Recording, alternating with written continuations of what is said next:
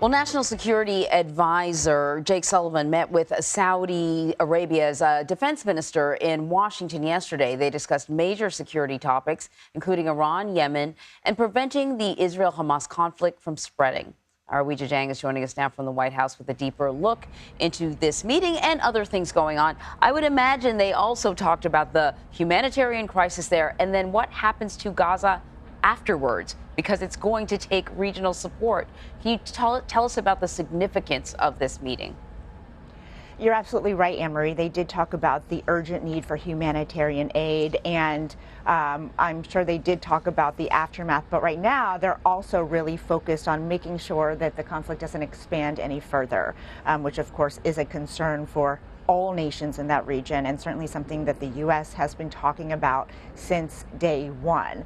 But the context for this meeting, Anne-Marie, is really important because even before the conflict broke out, before that brutal attack by Hamas, the U.S. was brokering a deal between Saudi Arabia and Israel to normalize relations and to help stabilize peace in the region. And President Biden has actually publicly said that even though he doesn't have any proof, he thinks that that is one reason why Hamas did attack, because of course this deal was between Israel and Saudi Arabia, which has major influence in the region. And so needless to say, for now, that is on complete pause, but it's also something they talked about because, as you mentioned, they have to look to the future, to what happens after this war is over. And so there are a lot of priorities discussed here, but the war in Gaza certainly was at the center of the conversation. Mm-hmm. Other sort of big news, it's not getting a ton of attention, but the Biden administration is sort of trying to get ahead of the possible threats that artificial intelligence could bring us. So putting some safeguards in place. The announcement of a sweeping executive order, what does that entail? So the president actually signed this order yesterday, and it basically gives direction to federal agencies for giving them guidance, giving them direction about how to proceed with AI. You can see here it requires developers to share safety results with the government.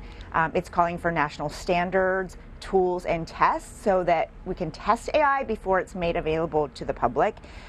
It wants to clearly label AI-generated content, so if you're looking at something, you know that it's not real, that it's made from artificial intelligence, and protect against using AI to engineer biological materials. So that's a wide range, Anne-Marie.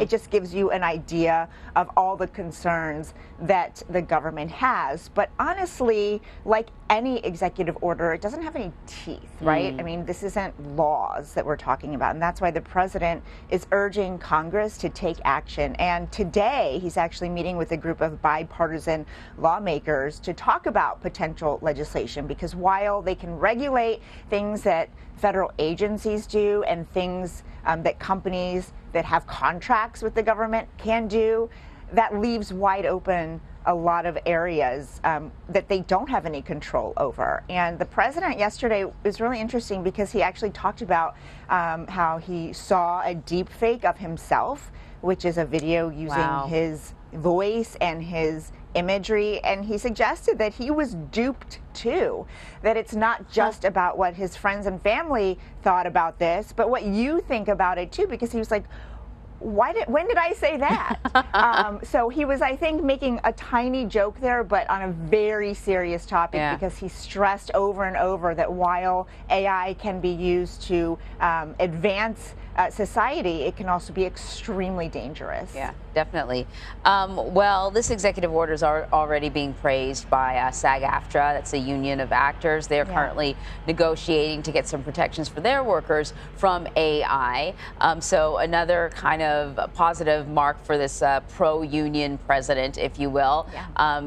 He's doing all right by the unions. His administration seemed to successfully intervene and avert a rail strike. He showed up on the picket lines with the UAW workers. He wasn't involved in any of those negotiations, but that strike has basically been wrapped up now. I expect that as we head on into the continued re-election campaign season, these are points he's going to bring up.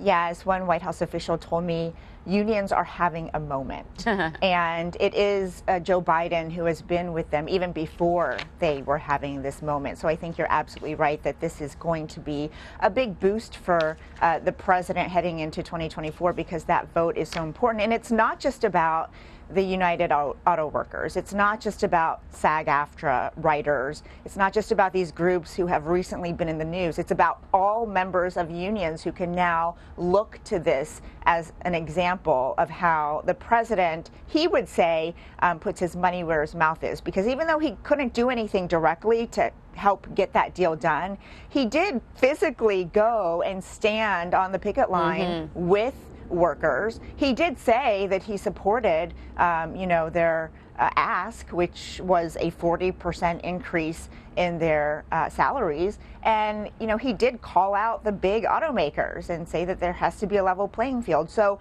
yes, I do think that they are counting on the support of union workers to really help him, which did help him last time in 2020. And it's worth mentioning, Anne-Marie, that when he was signing that executive order about artificial intelligence, at the very top of those remarks, before he even got into that, he took a moment to talk about the current state of the UAW and about how the deals were reached and why that was so important for the U.S. economy. Really interesting. Weijia, thank you very much. You're welcome.